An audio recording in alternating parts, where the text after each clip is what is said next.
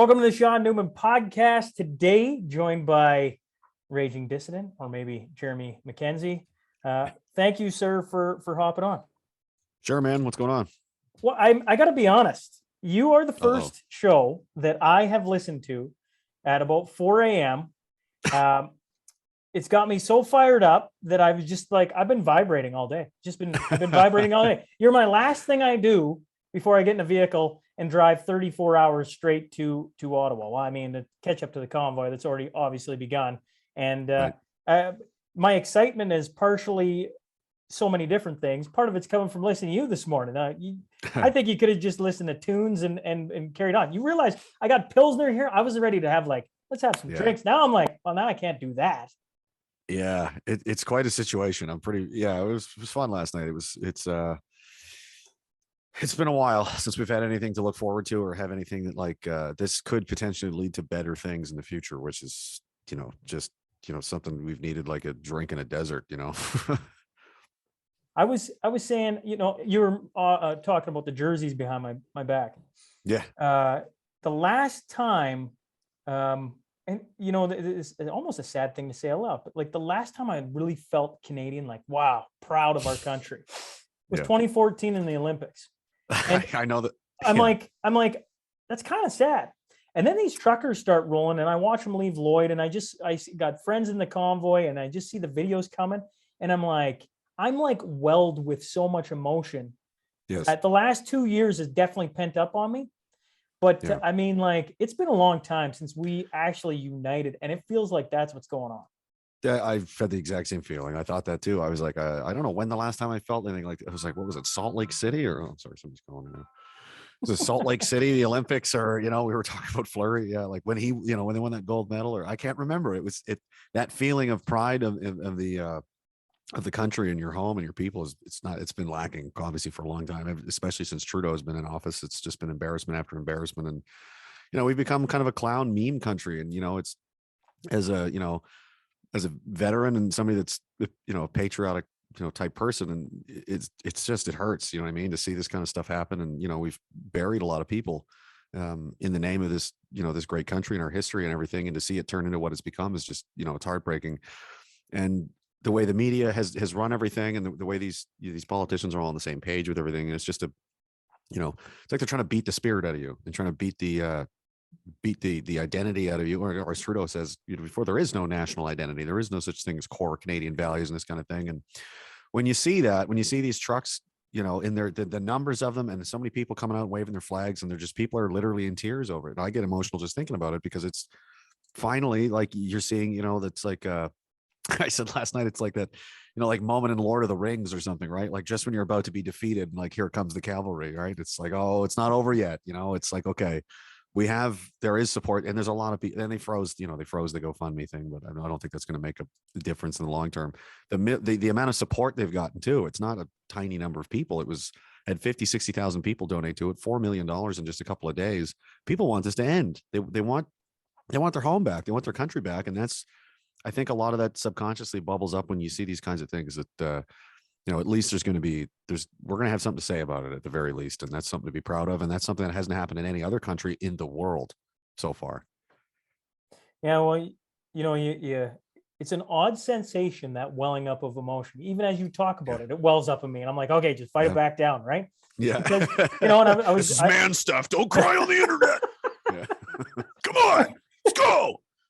Tough guy. Come on, man. Yeah.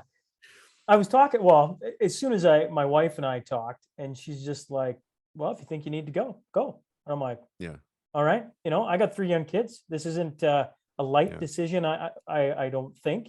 It's just, I do as well. It's like, but honestly, this, we see the stuff that's going on. It's been going on for 2 years, and here we sit. And I've seen some of the stuff come out talking about where the money's going to, and the truckers this and the truckers that. And this morning, I was like, why can't people see the beautifulness in this, right? It's just beautiful. And I listened to you this morning, and man, you put that in perspective. I'm like, nah, screw it. Let's go. Let's go. Let's get down there. Let's descend, and let's have 10 million people. I know they're not going to be 10 million, but you get the point. There may be 1 million. Literally everyone I know is going. Like everyone I've had the pleasure to meet and interact with in the last couple of years. I've been kind of doing this for 4 years, but the last 2 years has really been crazy with obviously the overreach and the nonsense, and all the people I've met doing that. They're all going, like everyone. It's like that alone will unify all these people, because we can also, yeah, we all went together as a country, as people from all over, from British Columbia to Newfoundland. There's people I know, the musicians, actors, comedians, podcasters, just, blue collar workers, nurses, cops, trucker, like it's just people from everywhere. And we all share the same thing, is that we want our home back, man. And, and this one has teeth too. Like there's been a few, like they invited me to go down for the Canada Day one, like we're having people, we're gonna have speakers and stuff. And I'm like, I appreciate it and I like what they're doing. I just don't want to drive 14 hours to just yell at an empty building that's ultimately not really going to go anywhere. Because a friend of mine, Alex, he's the Ferryman's Toll online is his, his handle. He said, he's very correct. If you want something done, you need two things. You need to know what do you want, what is your goal, what is your objective, and how are you going to do it. Just having angry people out there that are, you'd see the evolution from the yellow vest convoy and all these people. They're like basically all just cranky about the state everything's going. There's no real unified. This one is very, very specific, very, very clear. Mandates gone, passports gone, all of this gone. We want people reinstated. They want their jobs back. This has got to stop. And how are they going to do it? Well, we're going to strangle the economy. There's not going to be any trucking. The city's going to be shut down. The highways could be shut down. The amount of it's going to be a nightmare. And if you're the government, I don't know how I don't know what they would do. Like if I was them, how do I remedy the situation and put the genie back in the bottle? I don't think you can. You can't. I don't think so. The final straw that broke it was the border. And the thing about this that is so beautiful is I'm sitting here and I feel like I'm pretty clued in. Like, I mean, I literally interviewed one of the truck drivers leading this last Thursday. And I was like, man, I should be a part of this. But before I can even think about whether I should be a part of it, it's already rolling and picking up so much flipping steam. This happened so fast. It's trying to catch the giant boulder going down the hill. You ain't catching it. All you can do now, if you're the government, is try and put up roadblocks and do what? And do what? You're going to lock up everything. And even then, like that's the point. Like people, you get a lot of I run into this a lot, and to these people, these negative people, I would say like you're demoralized because you're used to taking L's for so long, year after year, decade after decade of everything just falling apart. And when something actually starts to go your way, you just assume the worst, and it's never going to work. You're just the point is they don't even have to get to the city.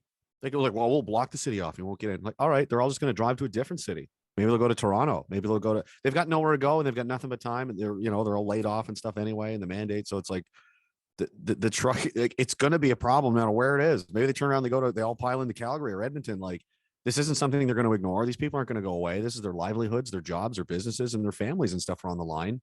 Like this is this is as serious as it gets. This is potentially a national crisis. People could starve. Like there's a guy just told me he's on the way right now. A couple of McDonald's and fast food places along the highway they're closed. They have nothing. There's no food. I've never heard of that before. Like how serious and how crazy is this going to get? Like this is where they're willing to go. And I was saying last night, like, what kind of government are you when you're allowing, like, I don't care what your position is. Like you're this married to this COVID narrative of a 99% survivable disease that you're willing to let Canadians starve in their homes. Like you're willing to risk grocery stores not having food, gas stations not having gasoline. People can't get to work. It's the wintertime. People could get snowed in. There's no plows. There's no anything. This is it. You can't, what kind of person are you? Do you know what I mean? And if they don't relent immediately, and they refuse to meet with them, Justin Trudeau, none of them are going to say, this is an impending crisis, you fools. Yeah. Like, do you understand this? And you won't even talk to them. O'Toole won't even address the question. No, right? He's the leader of the opposition. Yeah. He's the head of the Conservative Party.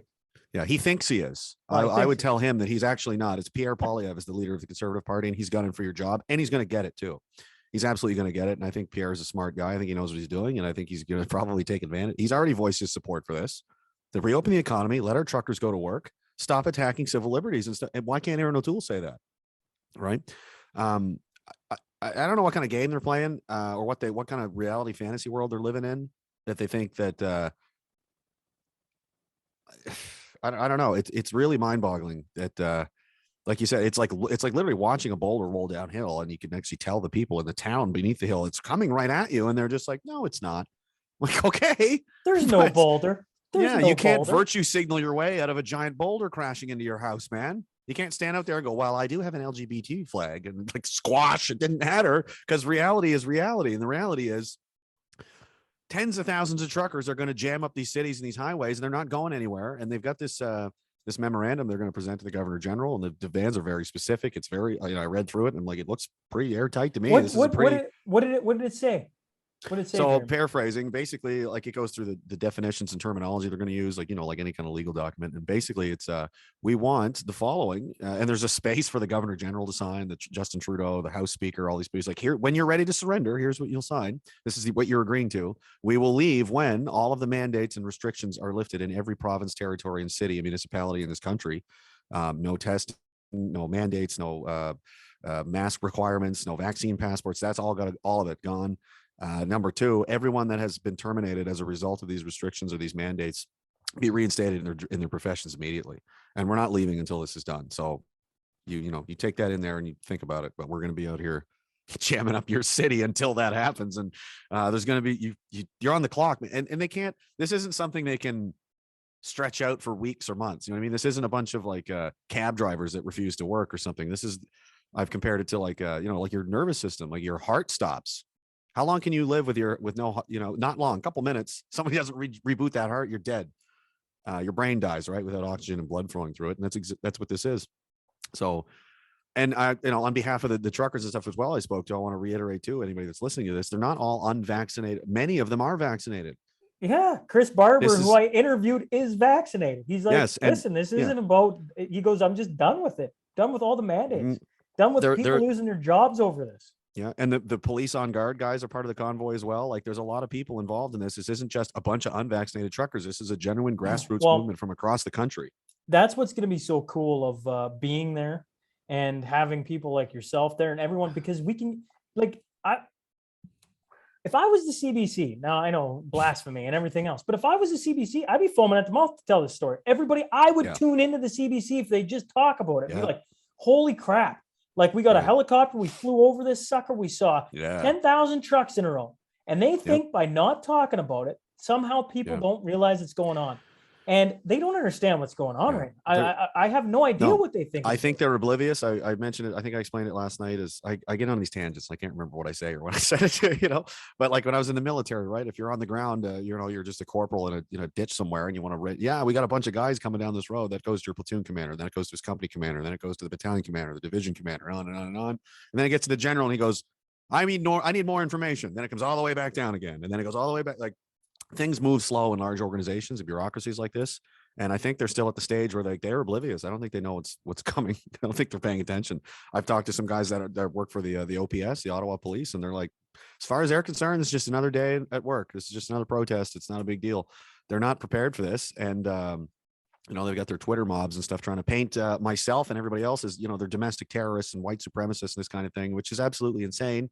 They're going to be sued. We're talking to lawyers. That's going to be handled as well.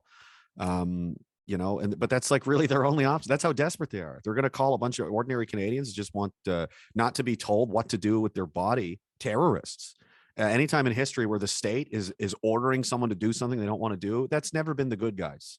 Like, ever, not once. Like, you're compelling someone and threatening them. Otherwise, if you don't do what I say, you're going to lose your job. Maybe we'll take your kids. A friend of mine may lose custody of his child because he refuses. He doesn't want to get vaccinated. He doesn't want his child to be vaccinated. And the mother does. Court rules with the mom. Bye-bye. Say goodbye to your child. This is insane. This is mad. Again, on all of this is because you could catch a cold. 99% of people, the statistics are the same. That's just factually correct. I don't care if it hurts your feelings. As many people died of this as they would have died of the seasonal flu or cold anyways. And we're going to do this. And to your point about the media, they're doing the smart ones, right? In Germany, I think it was Bild or Die Welt or whichever one. Whoever gets out in front of this first and flip sides is going to be the news for the next 30 years. Once they start telling the truth and go, all right, here's what's really going on. The amount of support they're going to get is going to be, because the infrastructure's there. They can reach everybody. They've got on all the news channel. And as soon as they do it, and all the other ones will try and pile on, and they can go, no, you guys are liars. We're telling the truth now, and you're not. So the first one to get off the bus is going to win, and it'll be interesting to see if any of them are smart. Some politicians are starting to do that. You see Boris Johnson in the UK, Scotland, Ireland. I think they see the writing on the wall and they're going, you know what? I really don't want to get dragged out of here by my shirt collar and beaten by a mob or sued or, put on trial or something. So they're like, you know what? Maybe let's just pump the brakes on this for a bit. Everybody else hanging on for dear life. You're asking for it, man. It's not going to be good for you over the next 5. The damage has been done and somebody's going to be held accountable. And the last people to hang on are going to be the ones that pay for it. Canada sure seems to think they can hang on. Like our politicians seem to think so. And I don't know with what, they're like, well, they'll, you want to listen to the crazy people, the really, out of touch ones, the QAnon people. And I'm not trying to insult them, but you guys don't have an accurate grasp of reality. That's all, you've been, so they'll send the military and this and that. The military in Canada is barely functional. It's in crisis mode on its own. I'm still plugged into a lot of guys that are in there. There's a uniform shortage. Most of the vehicles don't work. We have hardly any troops. There's an attrition problem. Sergeants are doing 3 or 4 jobs. It should be 3 or 4 people. There's just one. The bulk of our guys that are even capable of doing anything are deployed overseas. They're in Latvia, they're in Poland, they're in Ukraine, there is. So don't even worry about that. It doesn't exist for all intents and purposes. It doesn't exist. What are they going to tow 50,000 trucks and where do you put them and where do you find the tow truck drivers? Like, I honestly don't see the only angle they can do this to protect themselves or to spin this around is to find some kind of angle where they can convince most of the public that these people are nasty, you're terrorists or something, right? That's what they're trying to frame this as. They're the media. January 6th in the United States, which itself was what. Who died there? A Trump supporter was shot in the neck and killed, the Ashley Babbitt woman. And beyond that, I think that was essentially it. Some guys took selfies. One guy stole a podium. You know what I mean? Comparing that to Pearl Harbor and 9/11 is incredibly insulting and insane. And then to say that because the truck drivers and the millions of people that support them from all over every walk of life and culture and ethnicity and background in this country that simply just want to be left alone to live as free people or somehow that's all the same. We're all just it's like they've gone crazy. They're just desperately like anyone that doesn't agree with what the government's doing is a terrorist. Like that seems to be the box everything's being funneled into. Also a very dangerous road to go down. The people in charge of this country are incredibly the absolute worst people that could be in charge of anything. They're fomenting division, segregation, and hatred against their own population, again, over something that is negligibly dangerous. We're going to segregate and the prime minister's threatening people on television. Francois Legault, the ministers and all these people, right? We're going to do this to you. We're going to make life really uncomfortable for you. What should be done about these people? How long should we tolerate them? And now I think you're starting to see the population of this country decide that maybe we shouldn't tolerate you. Maybe we no longer tolerate this government anymore. How does that feel?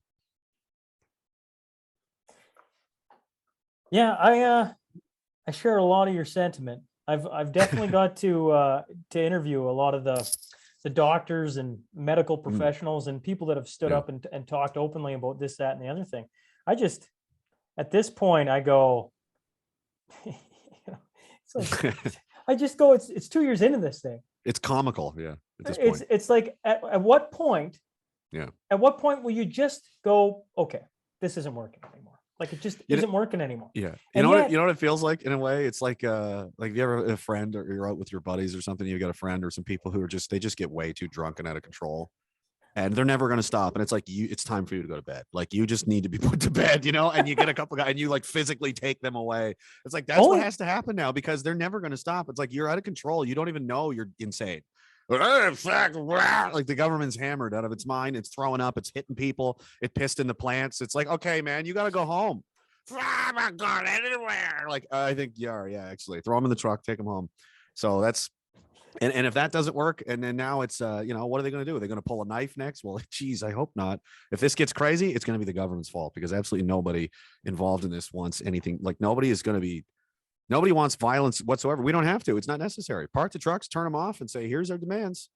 We'll see you when we see you. And we're going to be out here drinking coffee and smoking cigarettes and having a good time. The only thing that even remotely over the last 8 months, where it just seems to get stranger and common sense just seems to disappear and everything else is The Big Short, when the housing crisis is going on in the Great United movie. States.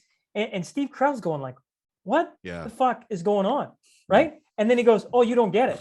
Like, you don't get it. So then they go to Vegas. Right. And he talks to them all. Yeah. And he's just like, Yes. I want very you to much. buy more. I want you to bury these people. Yeah. And I watched that movie at the time and I was like, you know, because how long ago was that? Geez, that probably came out 5-6 years ago. Yeah. And I watched that and I was like, I wonder what that feels like. And now I'm just like, oh, I know what it feels Yeah. like. Like mass hysteria and large groups of people making the same mistakes is very, it's not only, doesn't it not only happen, it's common. It happens all the time. And they're like, oh, so you're saying a great part of that movie. They go, oh, so everyone at Bear Stearns and JP Morgan, and they're all wrong and you're right. And he goes, yes. And that is what happened. It's like, yeah, people, they get lazy. Right.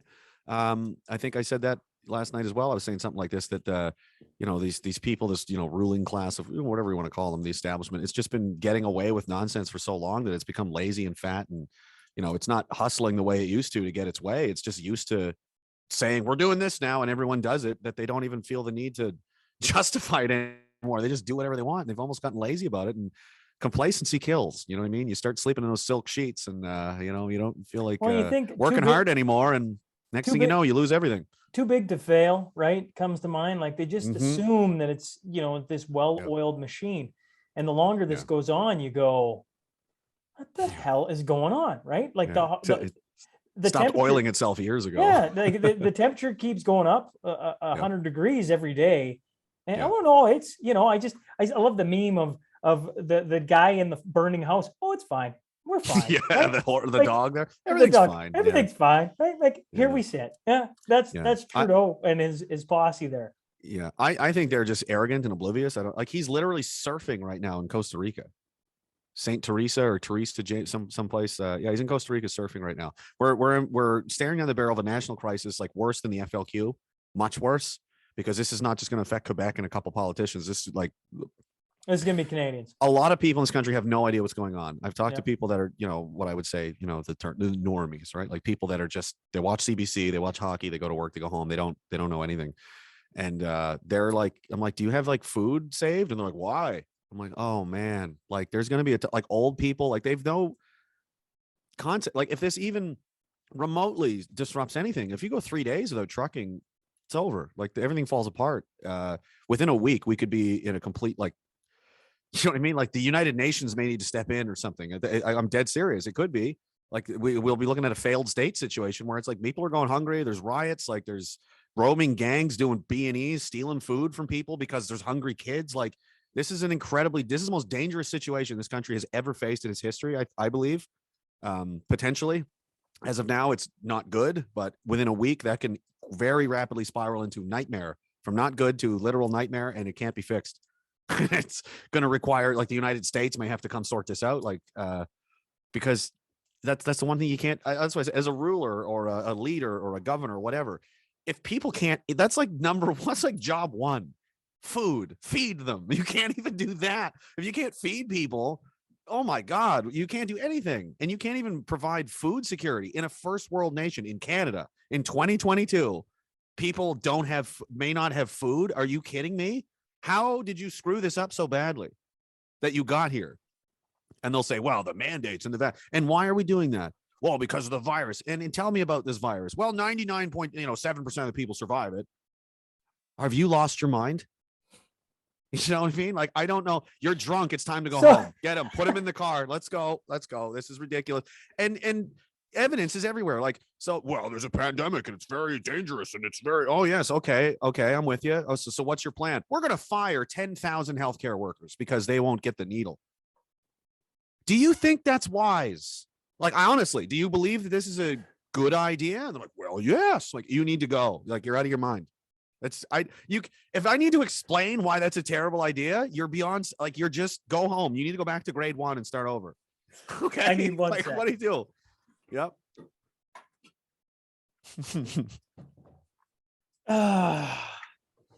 Yeah. Oh, pills time.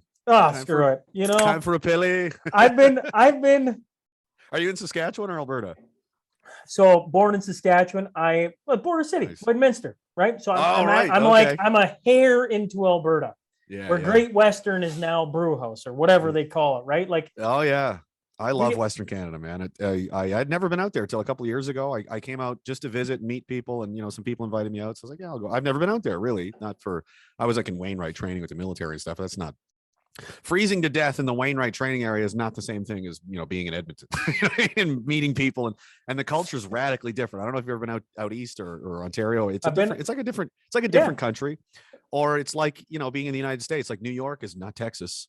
And 100%. California is Yep. not Georgia. Yeah, but You know what I mean? here's the cool thing. So I love 06, it. 06, I was across the entire country. Brother Oh, and nice. I biked across Canada. So we did Newfoundland and Like a bicycle or a motorcycle? pedal bike. Yeah, yeah, yeah. You maniac. Oh, yeah. Wow. That's crazy. Holy And shit. and so one of the things that taught me very early on in my life was like how diverse we are, but Yeah. honestly, how good people are. Man, Yeah. out east or out west, you get taught how corrupt and whatever about out east, and you go to east and Yeah. you see the people, and you're like, the heck is everybody talking about? These are some good Yeah. people. Well, that's But I kind of in an interesting because I'm from out east, right? I'm from Nova Scotia. I lived there a lot, but I've lived all over the country. I was, when I grew up, I was, 17. I joined the military, and then I was in New Brunswick for a while, and it was posted. I was in Ontario for a while. I've lived in Ontario, New Brunswick, Nova Scotia, Saskatchewan. I spent time in, Alberta. Like, so I've kind of been. I haven't been. BC's the only province I haven't been to, really spent any time in. At an airport once, but that doesn't count. You know what I mean? And yeah, it's like basically the theme is, Western Canada doesn't like Eastern Canada, but it's like, you guys don't understand, like it's up here. This is where the problem is. Like, people in Eastern Canada are not living high on the hog on carbon taxes and this kind of thing. Like, there's people literally living in shanties out here. Like, I can take you and show them. There's like places in rural Cape Breton and Nova Scotia and stuff where it's like, that's a trailer with a homemade sheet metal fabricated, porch area stapled to the side of it. Essentially, that's where this guy lived. Like, people aren't rich or doing what we have, like a 14-50% tax rate. I just got an oil bill. Do I still have that down here? That's upstairs for $1,000 to heat my house in Dartmouth for $1,000. Like, they're just, the people in charge of this place of everywhere are incredibly corrupt or just immoral. Like, they think they deserve $280,000 salaries. I think the province of Nova Scotia spends $1 billion or something a year on retired politician salaries. Like, that is grotesque, especially considering, like, if you have homeless citizens, I don't care if you're the retired environment minister from 1998, you're not getting 160K. I think for like, that's ridiculous. I think you're a military guy, so you can tell me, is the national defense budget on the military 21 billion? Does that sound roughly right? It could be. I'd have to look it up. It's not. It's not nearly where it should be. So Alberta Health Services (AHS) 26 billion. Yeah. Oh, it's horribly funded. And a tire fire right now, right? Yeah. Like, you talk about some of the people I've had on the show. Like, listen, I am the normie, right? Like, I'm a guy who's been dragging my feet for a long time. My condolences. Yeah, absolutely. And I sit here and we all were at one stage. Yeah, right? to believe some of the stuff that's going on, you just go like, how the fuck is that possible? And I gotta pardon the F bombs for the mom there. She'll listen and she'll give me a rough time. But like, I try to behave when I'm on other people's show. I try to act, be normal. I try to, but man, you had me fired up at 4 a.m. I should, like, sorry. I'll put it in the show notes. But Raging Dissident, I mean, like, man, for 3 hours this morning, like, think about it. I'm just like, should I crack a beer? Should I, like? I try to keep them around 3 hours. I kind of like, because it's similar in a way to, like, say, like Alex Jones does in the States. Like, he's a political guy. He's kind of a conspiracy guy. He rants about things. He's a passionate guy. Like, we share a lot of. I was on his show in September, actually. That was cool. We share a lot of those personality traits, I suppose. But otherwise, it's not. But he does 3 hours. So it's like, okay, so that's. Anything if 2 hours feels a little bit too short to me. 4 hours is too long. Like, it's the perfect. So you're an Alex Jones guy. I'm a Joe Rogan guy, and he just had. I like Rogan. Today is like the trifecta of things. I got to listen to Raging Dissident. I got to listen to Raging Dissident. I get to have Raging Dissident on, and then I get to drive towards Ottawa and listen to Jordan Peterson and Joe Rogan. And Jordan Peterson can go on there and go, "Oh, Canada's fine. Canada's great." Well, he's picking a fight with not picking a fight, but he's hammering Trudeau like crazy. And he took a picture with Rogan as he left, and he pulled his pant leg up to show his socks. I think that was a dig at Trudeau, because they're just regular socks. He's got, but look at my socks. Look how cool I am. Like, that was an insult to Justin Trudeau directly. So I saw that. I was like, this is going to be a burner. I can't wait to listen to this. And he's tweeting at him like, I'm pretty sure the truckers will defeat you. Like it's you versus basically your economy. Good luck with that, Justin. And same guy, Ferryman, again, he posted a meme. It was a little cartoon of Jordan Peterson pouring gas on a fire that said trucker protest and had Joe Rogan experience on the can. He's like, yeah, do it, Jordan. Let's go.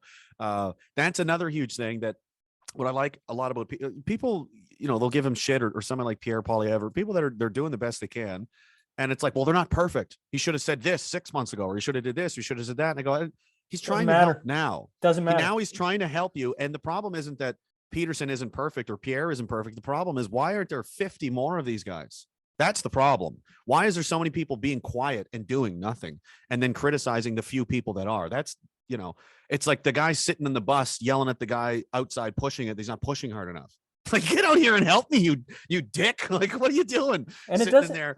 It doesn't matter if they just came to the conclusion today, listening to you, you know, or if it was 6 months ago, 10 years ago. Honestly, it doesn't matter. No. If you're here and you're willing to help, I don't care what your skin color is. I don't care what your sexual orientation is. I don't care if you're jabbed or unjabbed. I just want to come back together and end this. And what are you seeing all along the highways? That's exactly what it is. Exactly. And I've been saying that for years. I mean, I make jokes about all kinds of things and you know what I mean? But like, I've always reiterated, and they make very focused efforts to make sure that never gets out anywhere, that I've said this over and over and over again. I don't care about any of that. Are you a good person or not? That's all I care about. Are you somebody I would have in my house and around my kids and we can have a beer and watch them? Like, if you're like, yeah, that guy person's cool, I like them. That's all I care about. And your outward fucking whatever has no bearing on that. I mean, I've got, you know, in our community and people we talk to and friends I have, you know, black guys, Muslim guys, Jewish guys, whatever. Like there's tons of Native American, indigenous people. Like a buddy of mine just called me. He's on his way down. He's a native guy from the Saskatoon area. He's driving down right now. I'm like, right on. I love that guy.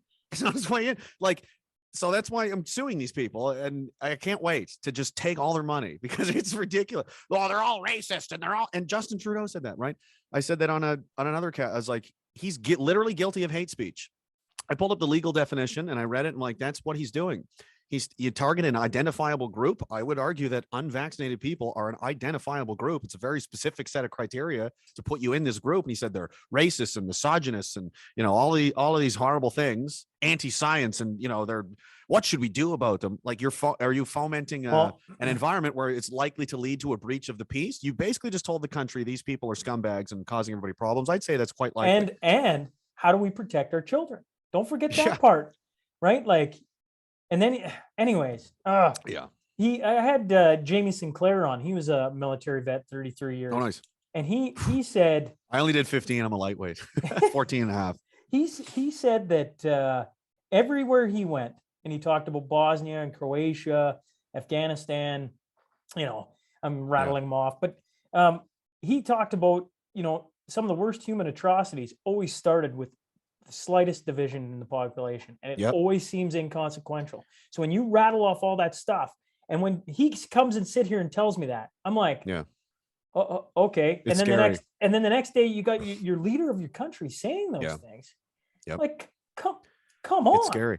It's like, and they say, well, you know, it's just mentality. Oh, it's just this, or it's just that. Like, you don't understand. Like, it's just, you just cut your hand on a nail. It's not a big deal. That can lead to an infection and kill you, actually.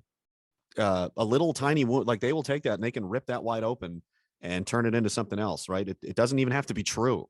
They just have to create that, because there's always problems in society, and I'm always very suspicious of anyone trying to blame a certain set. And that's what it's funny, because that's what they say that we're guilty of. And I'm like, my problem is with the people running this country, because look at what they've done.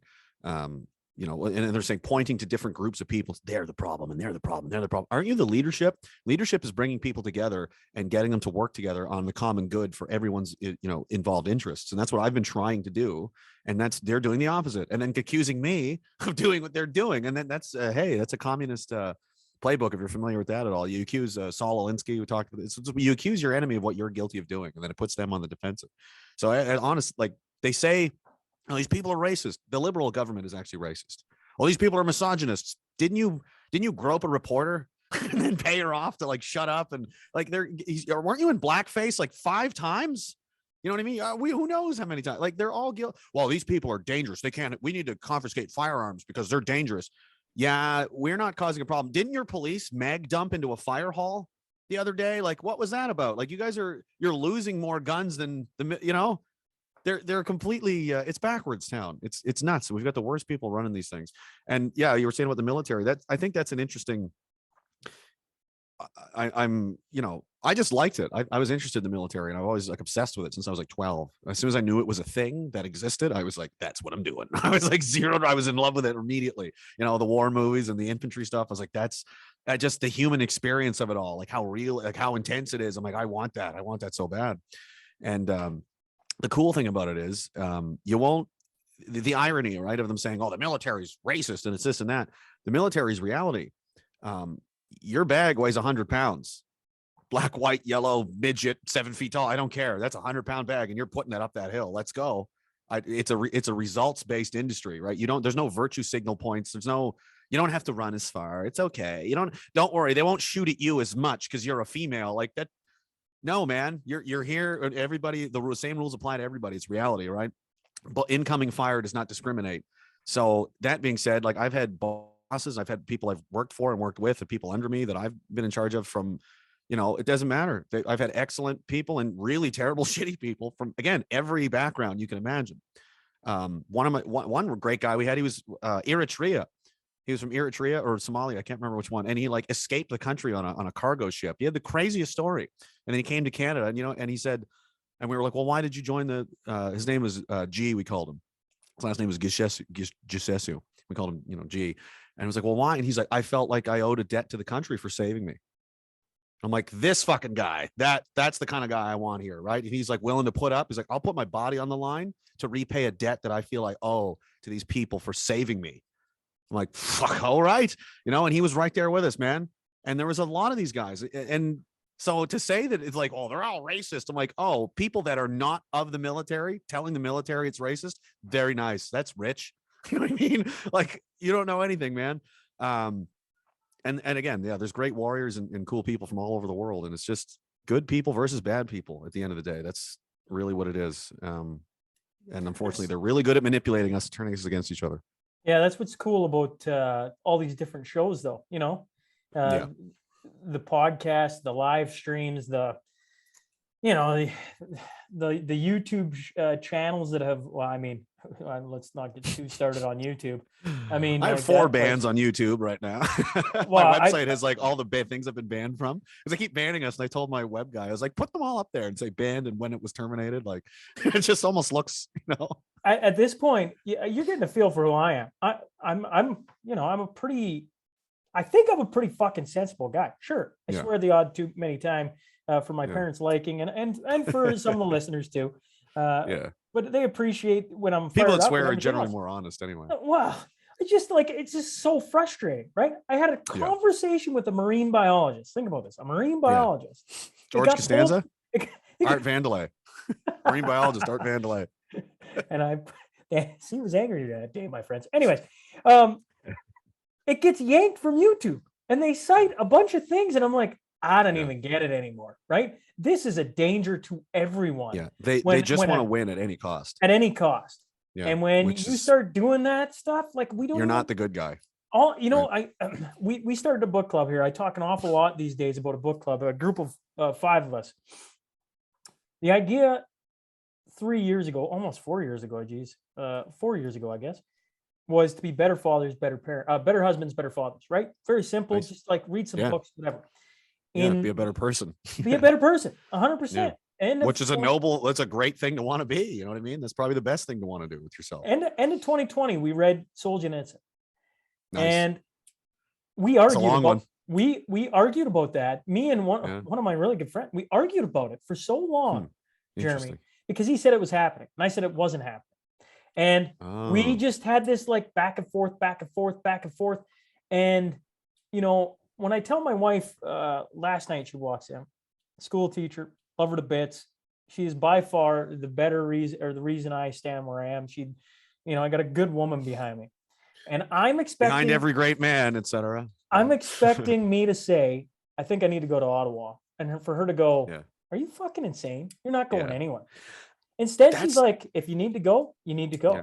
That has been, and this is something else I've noticed, is that a lot of the women in society have come around to this conclusion. It's Like usually they're the ones going, no, no. They're the Now ones they're all the ones who text me. Yep. I seen Zuby in the States who was on Joe Rogan. I like Right? Zuby, yeah. Yeah. He said something that I reiterate 1,000 times over is he's like, is it me? Or is there a lot of women that are clued into what's going on? Yep.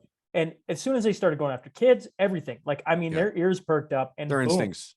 Oh, 100%. Women operate more on instincts, I think, a lot, especially when it comes to kids.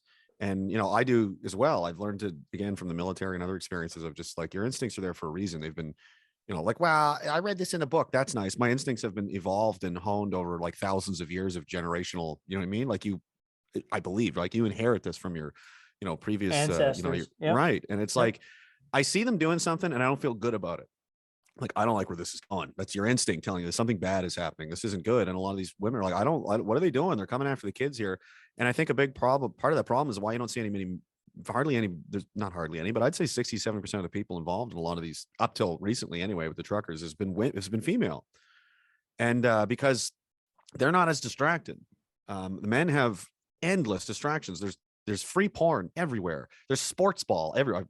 I call it sports ball. The guys they go to work and they watch hockey and they watch basketball and they play video games and whatever. They're completely distracted into oblivion that there's no time in the day to even think about anything that's going on, let alone like investigate, or, you know what I mean? It's the bread and circuses from the Roman days kind of a thing. And I was a big hockey. I still like hockey. I'm a hockey fan. I used to be way more into, I haven't watched a game, I don't think, in 2 years because I haven't had time. And it's just that, as fun as it is, watching a bunch of 24-year-old millionaires, fire a puck around is not important. It seems right now. At this point in time, it is so inconsequential. It's not even funny. And honestly, they're stripping rights away and talking about putting people in camps and arresting people. You can't buy food at Walmart anymore if you're not vaccinated in Quebec and at Costco. And this is where people get their food. You're depriving people of access to food. And you're like, yeah, but the Habs and the Leafs is on, boy. Like, what? Dude, I want to hit you. I want to hit you hard enough that you go, whoa. It's like, you talk about Solzhenitsyn. You've probably seen the Yuri Bezmenov interview, the Soviet defector from the 80s. Yes. Came to Canada, right? Yes. And it's what it is. And like, that's why I say, don't get mad at people like Peterson or Pierre or whoever it is that comes over. I was basically a normie. I was basically a liberal until I was like 26. Until I started noticing something, until it affects you personally, you know what I mean? The people will just stay in the system. He's like, until a boot comes and crushes his balls, he'll refuse to believe this is happening. Until it physically comes into your life and causes a problem, and there's a lot of people that just aren't affected by it. I've noticed a lot of these people cheering this on, like, no, more mandates, we need more. I'm like, what do you do again? Oh, you followed all the rules. You did what the government wanted and you're protected. You work for the government, actually. So it's in your interest for this because that's your team that you're on. You're not being honest with yourself. You're not being intellectually honest. You don't care about other people, obviously, because, there's people affected by this. I was ripping into this Howard Stern. I absolutely cannot stand as a human being. He's disgusting. He said the other day, if I was president, every unvaccinated person that came to a hospital would be sent home to die because that's what they deserve. I said, well, liberal Howard Stern, what about, because vaccines are approved, were they 12 and up or something in the States? Or 10? What about a 9 or 10-year-old in your liberal stronghold of Chicago where guns are banned and there's insane amounts of shootings, which happens all the time. A young child is shot in a drive-by, accidentally. They're to be sent home to die because they're unvaccinated. Howard, is that correct? You psychopath. Like these are, and he has an audience of how many people? Millions. 10 million. Yeah, right? Millions. That is an insanely irresponsible, childish, emotionally driven, nonsensical thing to say. And that's another thing I love that they do. Right? They say, these, and everyone's a right winger too, right? I would say I'm more right wing than the century. I have some left wing positions, but a lot of them are, right. I'm not an extreme. You know what I mean? I'm not like, we need to bring Mussolini back. Like that's, I'm not that guy. But I've people that otherwise we would have been friends if it wasn't for this media nonsense meddling. We used to be like, you could be friends with, liberal, don't you think that's a great tactic they use? And I didn't used to think of it like that. It works. But why the hell do I got to defend my position? You know who I am? I'm a guy who's raised more money for my community than most. I want nothing but the best for my community. That's what I want. That's why I'm still sitting here. That's why I'm going to go to Ottawa. because I want all this bullshit to end. And I'm really trying to help people. Whether they can see that or not is beyond, Yeah. it's up to them. But like I everything I've believe done, that the and then best. you get labeled the extremist, the right winger, and it's like all it is a label. That's all it is. Yeah. Well, eventually, like it had a lot more effect years ago when I first started doing this. It was a lot more effective because people would get really scared. But they've done it. They used it so much. It just doesn't have as much of effect anymore.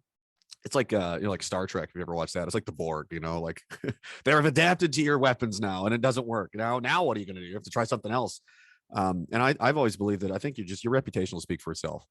People can say whatever they want about you, but everybody that knows you, if you're a good person, they're going to know that. And obviously, if you don't believe, like, talk to the people that know me, talk to people around me, go ask them if this is true or whatever, and they'll tell you the truth. I'm not hiding anything, right? And like you said, like, yeah, you're raising money for your community. Nobody would go to your community like, I heard this guy is I heard he eats babies and drowns puppies in a bathtub and it watches Hitler videos all day. Like, no, what are you talking about? You sound insane. You sound insane. Like, well, I have this video of him saying something out of context, out of a 4-hour conversation or something. It's like, you're such a dishonest piece of crap, man. Like, and people are getting tired of it, and it's. I'm watching it too, like the trucker thing. They're doing all the same stuff. They're white nationalists and they're neo Nazis or domestic terrorists. And it's coming up next on CTV News. How many people, like, they're saying that the trans community in Ottawa is at risk because all of these Nazis are coming. I'm like, what fit? Do you believe this? Do you? I don't think they do. I think they know what they're doing, which is gross. Like, they know they're lying because.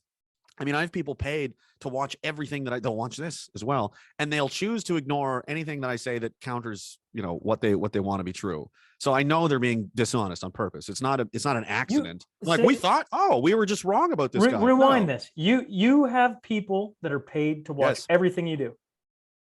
Mm-hmm. So there's a government funded organization. Okay. Yeah. Far away. It's called antihate.ca.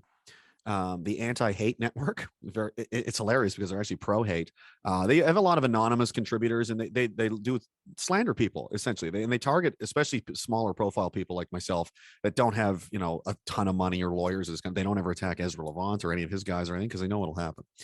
And they've got millions of dollars in grant and funding from the federal government to be, to root out hate. And what they do, what hate means is opponents of the federal government. Anybody that is potentially a problem to their narrative. They attack them, they slander them, they smear them, they do all kinds of this stuff, right? And some of them are being sued. Incoming very shortly. I did an interview with Chris Vandenbos from Police on Guard back in the summertime, I think. He actually lost his job because of that. They said this guy is a neo-Nazi and this kind of thing, and they fired him. And because of a Vice News article they printed, which is, again, they asked me for comments. I just made fun of them. I'm like, you're a fucking weasel. I'm not, you know what I mean? This is all untrue. This is all nonsense. And they ignore it.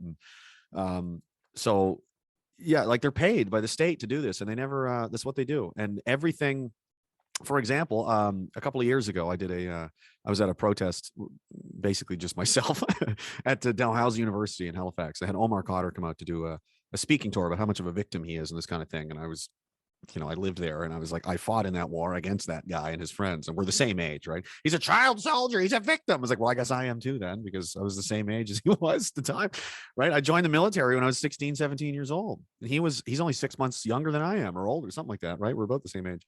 Anyway, within a day of that, I think that video got like 6 million views or something. It went kind of viral in Canada. Within 24 hours, 48 hours, they had a whole hit piece on me from shit going back 6 months. So someone had been watching and cataloging everything. And this is a pattern I've noticed. There's a team of people, and they go through. So there's myself, and I've got probably 12 other people I regularly, do stuff with online, and, we do videos and this kind of thing. And sometimes stuff will pop up that was like, 200 people watched that, maybe. And it was from months ago. And it was at like 2:00 in the morning kind of thing. Like, oh, they've got this clip from somewhere. Somebody's watching every single thing that we do. And they wait to find these little snippets anyway, it's disturbing, and it's government funded, and they'd have no support. Like, there's no, as far as the truckers and stuff go, where's the counter movement? Imagine being in that job. Oh, I know. Listen, I want you to listen to everything Raging Dissident does. Everything. I know. He's a That's when national security risk. Yeah, especially when I go on like complete nonsense. Yeah, but I mean, at the start, you could be like, "Oh, okay, all right, yep, like I'm ready to roll, right?" Yep, let's do it. All right, let's listen to what he's got to say, and then you start listening. Yeah. At some point, you got to go, this is ridiculous. Yeah. this is ridiculous. Like, I have You the would most think. ridiculous job in the world. Yes, you would think, but you know, a lot of people are ridiculous. I mean, Christopher Freeland exists. You know what I mean? So, I mean, being ridiculous in itself isn't, it seems to be enough to get you canned, you know? But you know, like the truckers and stuff, right? They're like, oh, this is a tiny minority. These people, this movement, it's just we're being held hostage by a couple of people, a tiny minority. It's millions of people. And where's your support? Where are the people on the other side? Where's the support for the government? Where's the counter protest? Where's the GoFundMe for more mandates.ca, more passports.ca? They don't exist. They live on the internet. They're on Twitter. A lot of them are bots, and a lot of them are paid by the state to do what they're doing.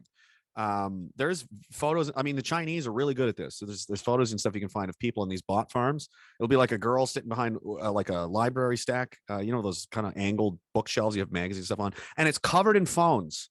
And she's just like operating like 50 Twitter accounts, saying the same things. This is what they do. So they create a false impression that the majority believes this and you are wrong, and everybody thinks this and you are an extreme, when in reality the opposite is true. Because where's your support? You're going to see 500,000 people come into Ottawa now, and who's going to show up to tell them they're all crazy and insane? And because if the country's being taken over by extremist Nazis, obviously that would be something I would oppose. If I believe that was happening, like a bunch of psychos were like going to overthrow the country and install a fucking regime, I would be right there to, you know. But you wouldn't have families sitting out in -27 applauding. You know, I've heard, so I'm sure you, on your side of things, on the east, they all wear masks, right? If they ever do show up, it's like, you know, 25 people bust in from 3 cities away for Antifa. They're all masked up, wearing black, and throwing bricks at people. I was gonna say, I'm sure you got some cool stories from the east side, but on this side, you know, like I've, you know, once again, I go back to the convoy and where it's moving and all the different pieces coming together, and some of the videos are just like, man, it's amazing. But it's families, it's the old, it's the young, it's kids. Everybody's peaceful. They're waving Canadian flags. Yeah. When these drivers, men and women, show up at all these different stops, they're, you know, I had a text from one of the guys. He said the person's been out of work, is literally broke, and gave her and a group of other people who were out of work, baked them a bunch of different things because they wanted to feed them on their journey. And I go, to me, I don't know how you can hate on that, but two, I go, it reminds me of stories of old, of maybe my grandparents' days, of maybe even their parents when they first came to this country. You had nothing and you were happy. Where were they from? England. Okay. They came across. They built like crazy little, you know, like there's stories. Dad had me read it. Fort Pitt Trails. I talk an awful lot about this book, and I apologize, listeners. It was a book put together by all the settlers. So there's only like a handful of them out there, right? Like this wasn't a big book. Anyways, but it's all their stories. And it's talking about like, we didn't have time to get logs and get a house built. So we lived in a tent in -40 with 3 kids and everything else. I'm complaining about driving across country, right? Wild, right? And what the stories were if a person was walking by, you always invited them in for supper. And you go, in today's world, you go, would you do that? No. Like we're so fearful of our common person that they're going to do something wrong. And I see what's going on with the trucker convoy. I see how people are reacting to it. It's so emotional because it's like, it's a throwback to the way society's supposed to go together. It's still there. The roots of this country are still there. It still exists. You know, that's kind of what I was, you know, say I put out a video the other day, like it's not dead. You know, there's a lot of times where he's like, is Canada, is it gone? Like, is it over? You know, and then this happened and people just came out. They were just waiting for something to support, right? It's just no one knew what to do or what to get behind. There was no opposition. There's no leadership. There was no move. Like, you know what I mean? There was a lot of people that but there was nothing to throw their weight behind. And now there is something, and there it is. We were throwing spaghetti at the wall and hoping some of it would stick. And if something sticked, there's this crazy amount of energy, but nobody knows what to do with it. It's all pent up. And the thing is, you know, without trying to get too, conspiracy theory, it's not a conspiracy theory. It's a very real threat that's happening all over the world. It's not a coincidence that all of these countries, you know, decide to do the same things at the same time with the same policies and the same, you know, buzzwords and the same media framing and the same, you know what I mean? And what's going on is you have a lot of people in this country are in a camp they may not know exists.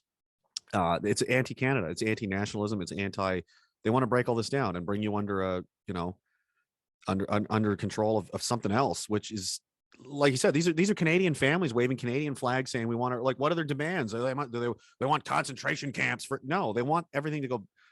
We want sanity. We want common sense to return. How can you oppose that? Well, the people that are opposing that are literally enemy. They're the enemy. They're working to undermine and subvert the country and turn it into something else that none of us want.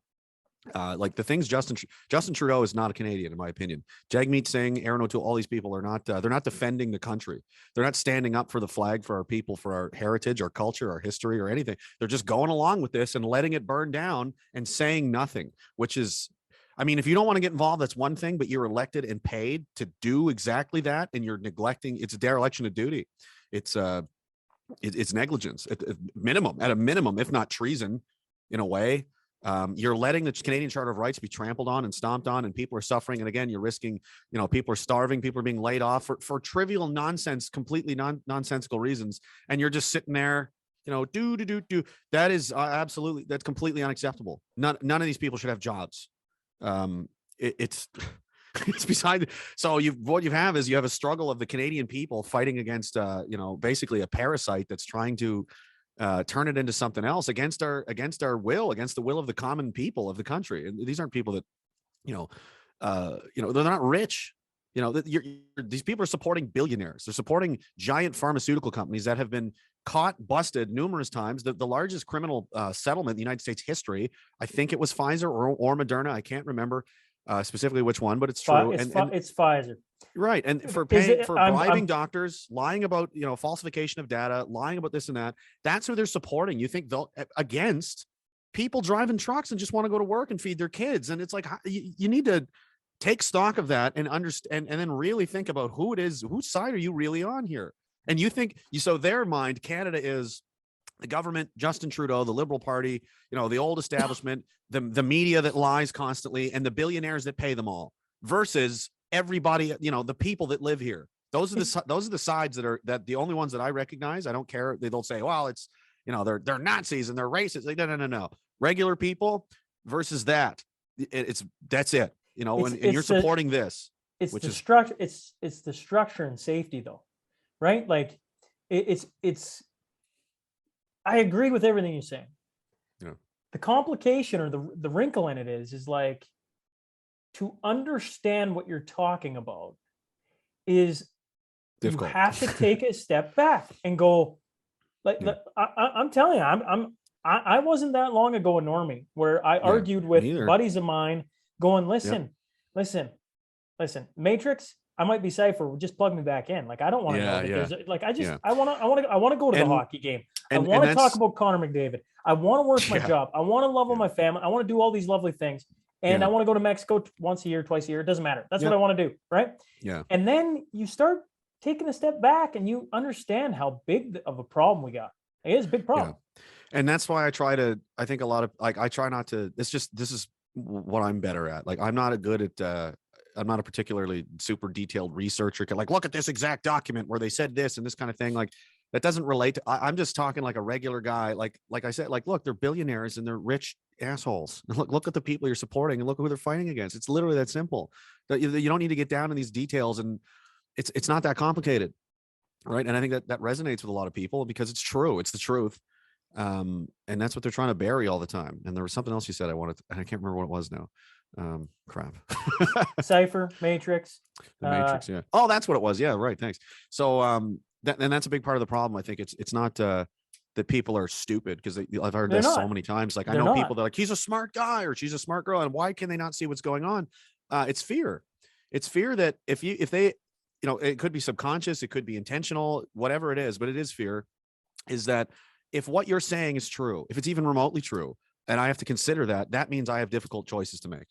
I have to think about, I may have to take responsibility now and face that I'm going into a difficult situation. And I'm going to have to do things I may not, want to. Like, nobody wants that, right? It's like being told you got to do homework, or you're going to have, I'm going to have to shovel the driveway. Maybe I don't want to do that. So I'm going to ignore it instead. People want to stay comfortable. They're going to choose comfort every time. And the only way this is going to end, and I believe that's what's happening now, is because when the cost of doing nothing, just sitting here and ignoring it, becomes more painful than actually doing something about it. And I think that's where we're getting to now, because people are like, like the truckers and stuff, right? We all watch this play out. We all watch this happen, and all these different people, from wherever you came from, whatever union, whatever industry, and you go, yeah, but and now it's reached a point where I have to get involved. Like people, I got to do something, because just sitting here and the thought of enduring another year of this is hellish. Like I can't do it. I mean, it's worse. I would rather go out there. And how many people are coming? It's late January. It's minus 25. It's minus 30. Where It's they're a traveling through Saskatchewan. 3-day drive, right? 3 or 4 day drive from BC, Alberta. Like it's 14 hours for me. 34. Right. And people are still doing it because 100%. That's how much they care. And it's like, do you think wouldn't I rather stay home where it's, warm and watch TV? And well, I've been fortunate enough through the podcast, and the listeners will understand this, rubbing shoulders or trading thoughts, whatever you want to call it. Some pretty interesting people. And at this time and space, some of them have just like rocked my foundation, like Julie Panesi early on, an ethics professor. And I'm sure we've all heard her story and everything else. And yes, she looked at me funny one time when I was like, how long is this going for, Julie? Like another 6 months. And she just kind of cocked her head like, oh, you don't understand yet. You don't get it. Yeah. This could be 10 years. This could be forever. Like this is a war right now. Like if we don't win, if we don't stop this, it's forever. They'll never stop. The passports will be forever. Right. Again, so to me, the audience has been on the same journey as me. And now it's led me across you. And I find so much what you say. If you're the first interview that you tune into the Sean Newman podcast, you're kind of going to go like, what the heck is this guy? A bunch of white supremacists, whatever. And you're just like, but if you go back through the journey of 8 months ago, where I sat with Andrew Liebenberg, a doctor from South Africa, young kids, doesn't have his Canadian passport. So him coming on here and talking openly about what he's seeing, he could be deported the next day. I've got to see people give up everything for their beliefs, in my opinion, well before this. And that in itself is moving. And that's another way that I try to get through to people is like, just use basic old man, like grandpa common sense. Like, what would your grandfather say? Kind of like, I don't need a presentation. I don't need slides. I trust the science and I trust the doctors. You trust the people that the government is paying. Again, the bad guys, right? Big money, big pharma, big government, like, do you really think these people tell the truth? They pay this guy to go on TV and talk. Now, conversely, the guy on the other side, who you're saying is a quack, he's a whatever, he's going to lose his job for saying what he's saying. He has nothing to gain. He's going to suffer. He's going to have all these awful bad things happen to people. Are going to slander him. Like, so why is he doing it? Because he believes in what he's doing and he's trying to tell the truth. It's very like, do you really think people, I just wanted to be on TV for 10 minutes. So I threw my career away. Like, come on, man. Like that guy, Roman Baber or Derek Sloan brought those people down to Ottawa. You had Professor Dr. on Bridle stage there. with Dr. Byron Bridle. Yeah. And the other, that guy, that young fella, like, I'm pretty sure he lost everything. Like they'll get their medical license stripped away. And he says, I know they're going to, but I don't care because this is more important. And I won't sit here and watch this be done to people. And I can't live with myself if I don't say anything. That carries much more weight to me, because if I see somebody who's willing to self-sacrifice for a greater cause, that's a serious person, and they're not, versus someone who's being paid to lie on television. You know what I mean? So, I mean, if you want to choose that team, you can. I'm not about forcing anybody to do anything. I'm just asking you to reason with yourself here.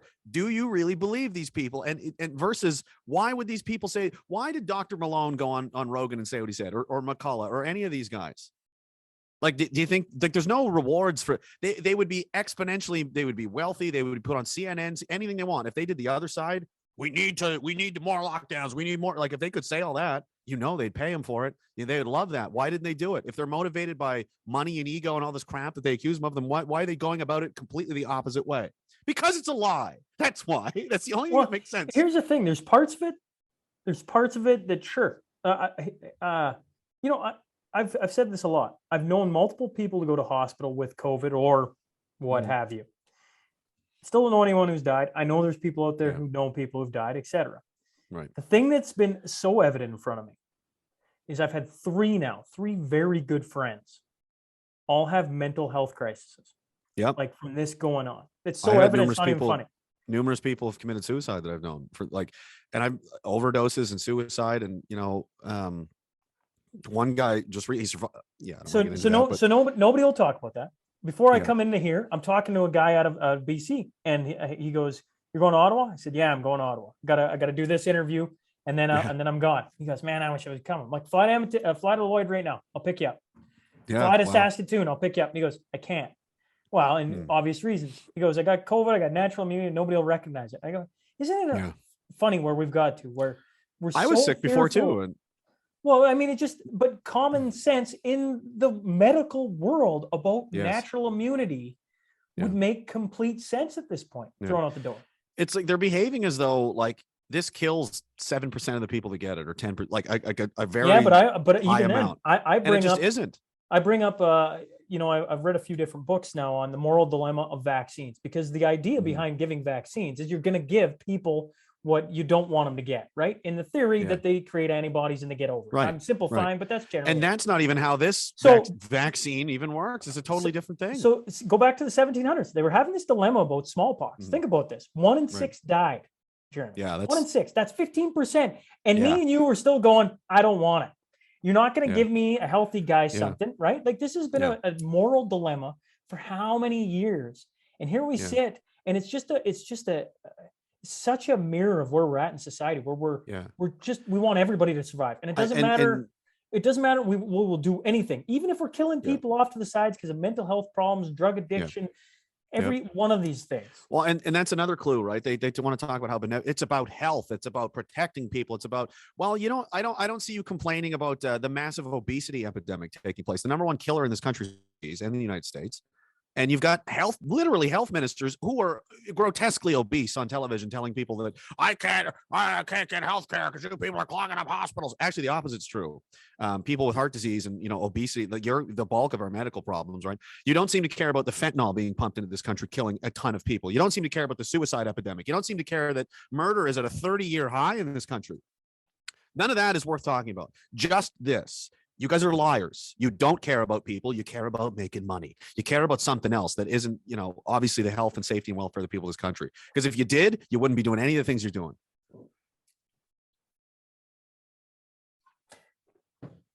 Yeah. There's something else I wanted to say too, and I can't remember now. My Yeah. brain trips over itself running downhill, and I'm like, listen to me. Ever since I gotta give a shout out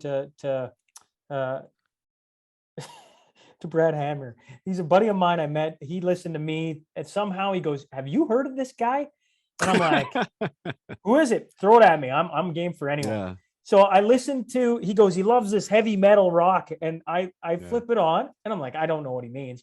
And for 15 minutes, the songs play, and then I'm just like, well, this is like, it's heavy metal. I get it, whatever. But I'm like, this is my jam. So I'm driving to work, you on the radio, just pumping it. Anyways, I come back to where we're sitting right now. You get on your rants, and I'm just like, it's time to pack, crack about 17 beers, sit and listen to Raging. I hope parts of the convoy listen to us tomorrow when this airs. I'm sure they are.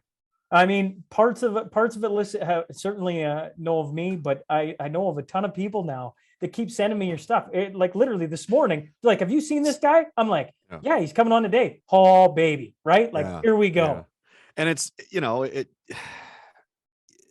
it's weird, right? Because I didn't anticipate. I just wanted to say some shit. I just wanted to, whatever. And now it's turned into this whole thing. And it's been such a positive experience. Like, so many people have come together, and it's crazy to see this. And it's kind of not forced me, but like, I take it serious. I'm trying to be, trying to be a better person and try to say the right things and give people the right messages, because you don't know who's listening. You don't know what kind of state they're in and how it's going to affect them and this kind of stuff. It's a lot of responsibility. You can't, be a maniac, and you've got enemies too that are looking for you to do these kinds of things. And so, I thank a lot of those people and the supporters for that, because it's like, I've been able to think and, evolve as a person a lot because of this, and because it's been such your style is interesting to me, because when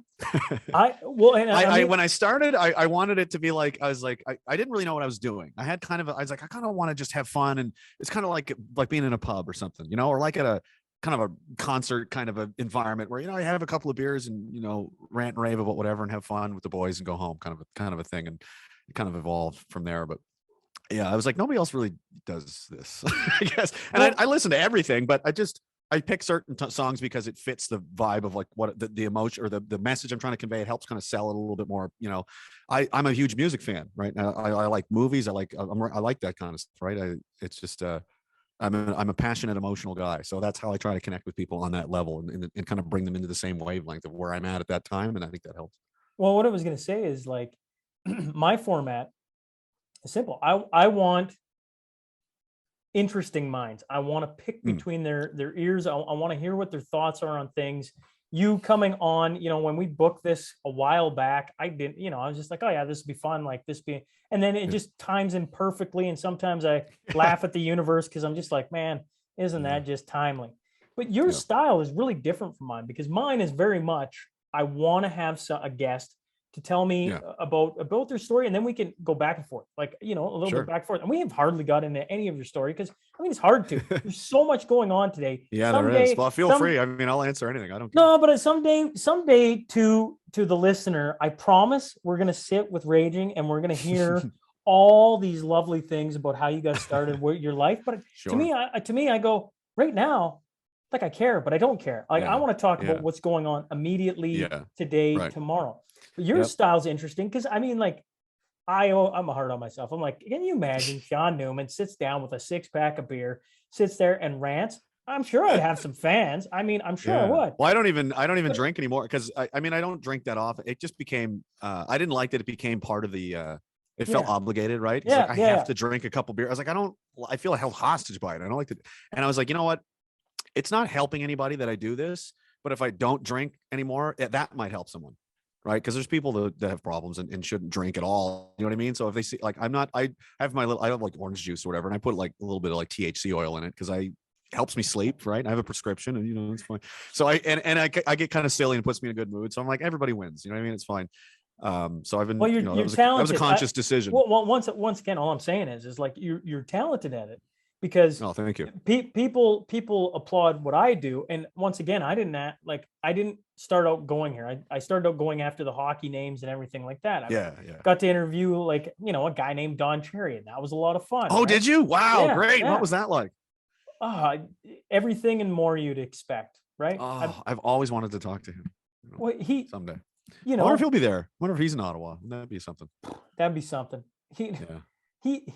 He's an interesting guy, but regardless, I got to interview guys like that. That's what I was really going after. And then, things wouldn't change. So when they won't change, you either change or, so I just started going after people like yourself. But like, what's fascinating, you go where your heart takes you. Yeah. You go where like, this is what I'm interested in. And this is what I care about. So if that's true, this is what for anybody else that, does this kind of thing, like, don't try to be somebody else or try to copy something. Like, do what you think is cool, do what you're interested in, because then it's genuine, it's authentic. And I think a lot of people can relate sense to that. And they can tell, right, if this is something you actually care about. Because if somebody's really interested in care, like, because I care very much about the things I talk about, wouldn't be the same thing if I was trying to do a podcast about football, or like, the stock market or something, like, oh God, I can't believe Apple did, like, I don't care. Right. So I can't pretend to care. And you could, right. So that doesn't work. I really do what you're passionate in and go where your heart tells you with to go. With your voice acting skills, your ability to, you could probably do a stock market spoof and probably people would tune in.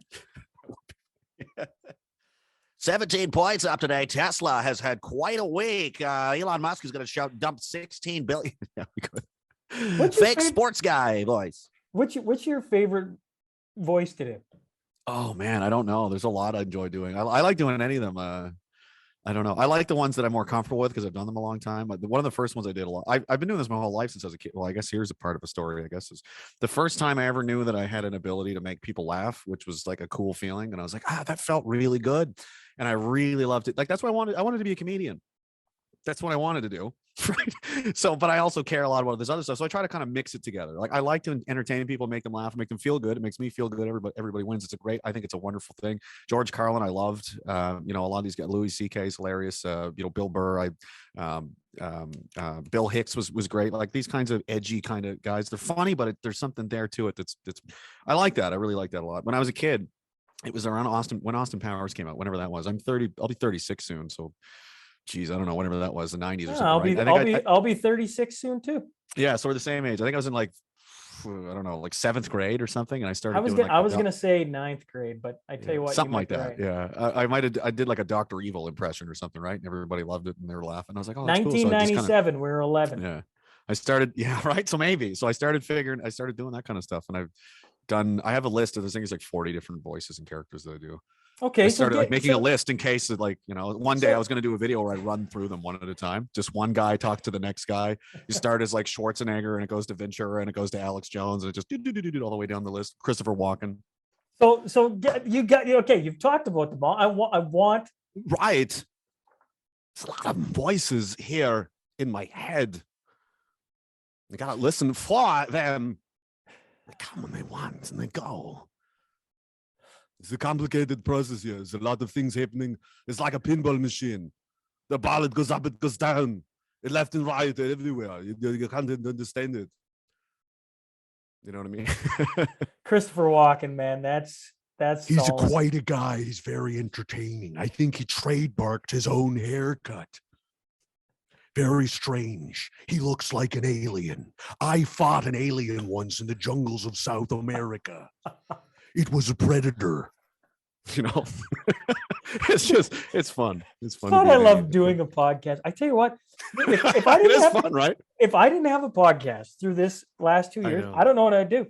Same here. Like literally, the idea of this podcast was it was only going to be in person because honestly, it's so much better in person. Always. Oh yeah, for sure. But I would love to do that. But I can't fly anywhere anymore. So I'm coming to Ottawa. I tell you what, I'm coming to Ottawa. I'm bringing some gear. I tell you what, we'll do it up front of Parliament, and we'll have a little siesta. We'll have a couple beers or whatever, and away we go. Sure, yeah, that'll be good. It's gonna be so cold and miserable, but it's so Canadian, and the whole world is gonna see this. And all our guys are bringing, we're gonna put our flags on hockey sticks and stuff. Like, it's just a community, so we can identify each other. And the whole thing was to bring people together and restore that sense of community, right? After this morning, listening to you, I went and I bought 2 Canadian flags. I'm like, I'm not showing up there without no Canadian flag. And let me tell you, I got enough hockey sticks for all of Canada. Yeah. Yeah, we got a couple, and we're going to bring a bunch of these and some of the old red ensigns I like. It's just, it's part of our history. It's part of our culture. It's a cool thing to see. Finally, there's like a heartbeat, to the country, and everybody's going to be there. And that's one of the things I was saying. Like all these videos coming in from the United States or protests in Europe and blah blah blah. I'm like, when is Canada? How do we unite Canada? And I don't know why I never thought of the trucking industry. We're the Australia tried this and it didn't work, and I think that's because it's a much smaller country. A lot of people are closer together, and Canada's too big, man. You can't jam a highway up, and the cities are like, especially out in the prairies, right? It's like whoever designed that, like, all right, here's where we're gonna make Winnipeg, and now we're gonna ride our horses until most of us die, and then we'll make another city, and then we'll just keep doing that. Everything is 4 hours from everywhere out there. It's nuts. When I was out east.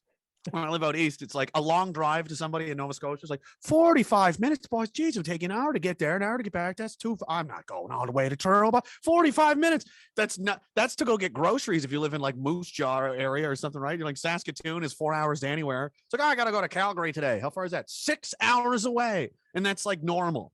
It's just a long drive in the prairie, Western Canada, like 7 hours. Not 45 minutes. Yeah. I married an American girl. And her good idea. She played volleyball 3.5 hours from her parents. They would never come watch because it was too far.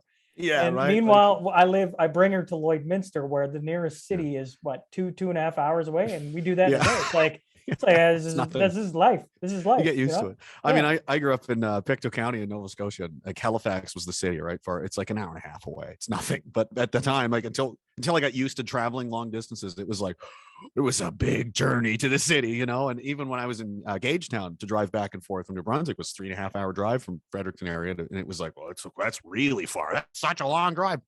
Then I got posted to Petawawa, Ontario, which is 15, 16 hours. And guys would drive to Gagetown and back to, and I'd be like, you drove here from Petawawa? And they're like, yeah. And it seemed insane to me at the time that you would drive 16 hours in one day. Like you need to be in a hospital. You're out of your mind. And now I've driven across the country like 6 times now. Like during this whole thing, by the way, and I'm fine. I've stayed at hotels. So speaking of driving across the country, then the convoy tonight. So when this airs, they should have already been at Kenora, which means today, when this is released, they should be driving through Northern Ontario. The worst part to drive through in the whole country ever. I played 3 years in Dryden, and I'm telling you, single lane highway, 90K an hour. In the Yeah. summer, it's bad enough. In the winter, it's going to be awful, and they're going to have to go through Thunder Bay and Marathon and all these With northern. all those trucks. Oh my Sault God. Ste. Marie, Thunder Bay, the Like, whole North Bay. It doesn't clear up until you get to about Thunder Bay. Then it kind of turns normal again. But that between Thunder Bay and Sault Ste. Marie is horrifying. Basically, once you hit Thunder Bay, until you get to Winnipeg, just hold on. You're gonna hate yourself for quite a while. You're gonna hate life. When I started 2 years ago, this was all red. This was all red. All of this gray bit. This is all from driving through Northern Ontario. All of it. Every last one. That's why I look like I'm 58 years old. You know, I said I was 35. I'm lying. I'm 24 and I look 60 because I drove across Canada too many times. It's not for the faint of heart. It will kill you. If you're over the age of 60, don't do it. You'll die. You age at 5 times the normal speed.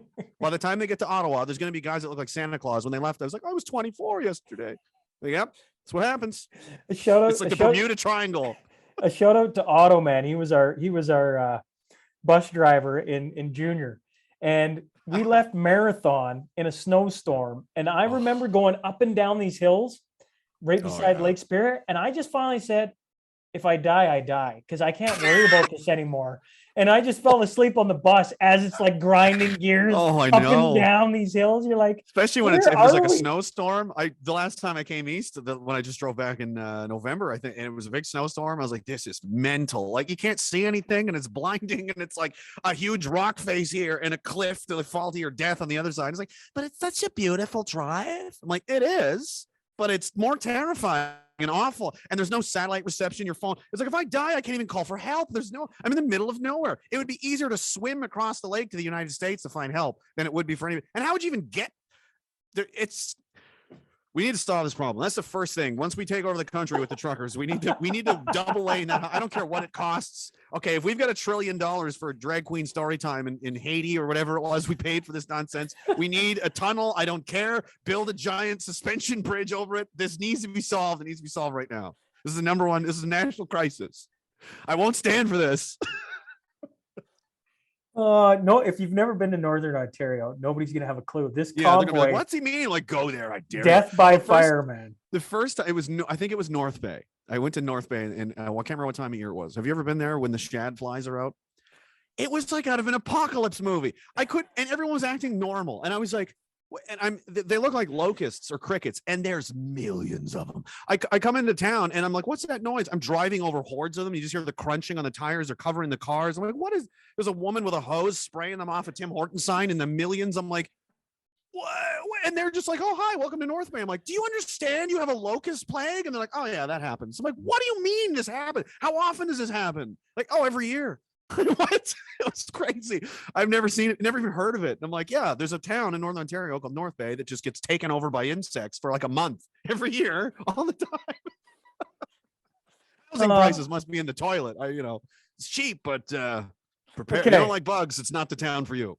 I could sit here and do this for the next 5 hours. The truth of the matter is, I want to get out of this thing. I want to get on the road, and I want to see you in person. So here's your final question. I got to give a shout out to Crude Master. Gotcha. They're helping support me get out east. So Deadly. Yeah. Well, and they've been supporters of the podcast since the very beginning. They do the final questionnaire. So here it is. Okay. I want to know, if you could sit across from somebody and pick their brain, who would you take? Who you've had a lot of different interesting people to sit with. Who would you want to sit and ask some questions to? That's a tough question. I don't know. Don't fucking tell me I got you. Vladimir Putin. Putin? You got a Putin? Do you got a Putin accent? I don't. He very rarely speaks English. He just does. I would just do ominous Russian guy because you never hear him speak English anyway. So, the point is, America wants to listen. We will crush you and we will destroy you. This is Russia. We have endless amount of missiles. We hack all your things. We will turn ATM into a not function. All of your Tim Hortons will only serve the cricket bugs, and then only then will Russia will take you. He's scary. He's just that guy's story is crazy. He was basically an orphan on the streets of like Leningrad, right? Like a poor, joins the KGB and during the Cold War, speaks multiple languages, and right? And then controls the KGB, and then becomes president of Russia for a long time, and sees it through the end of the Soviet Union, where that place was in bad shape, and to where it is today. And it's like, he's just I mean, obviously, yeah, he's kind of a greasy character, but it's fascinating. I think he's a very like that guy's life. Like, to imagine being that guy for a day is like, damn, like that's crazy. Like those stories of somebody who, he wasn't born rich, he wasn't just handed, like Trudeau is just like, here, have a country to run, because he is who he is, he's born that way. But somebody who just like we're all just people, we're all just regular people, and the levels that can be reached by it's fascinating. Like I want to, like, what is it like, what was, that's what it was.